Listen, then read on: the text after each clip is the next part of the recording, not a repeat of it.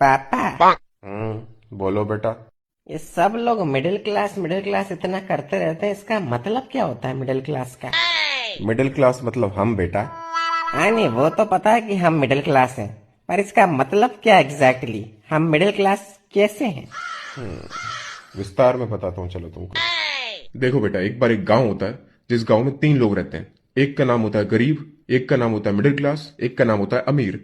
अब गांव में सभी लोगों को सुविधा मिल सके, इसके लिए यह तय होता है कि सभी लोगों को टैक्स देना पड़ेगा, महीने का 100 रुपए। गरीब इतना कमाता नहीं है तो वो टैक्स भर नहीं सकता।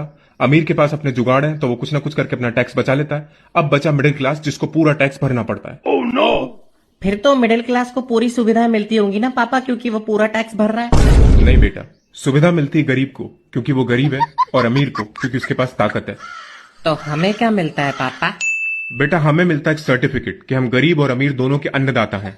हमारे टैक्स के पैसों से गरीब के घर में राशन पानी भिजवा देती है सरकार, और हम जो लोन के ऊपर बैंक को इंटरेस्ट का पैसा देते हैं, वही पैसा बैंक किसी अमीर आदमी को देता है ताकि वो अमीर आदमी इस देश को छोड़कर भाग जाए।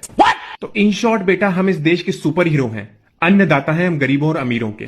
मिडिल क्लास बहुत बड़ा सुपर हीरो। समझ गया पापा।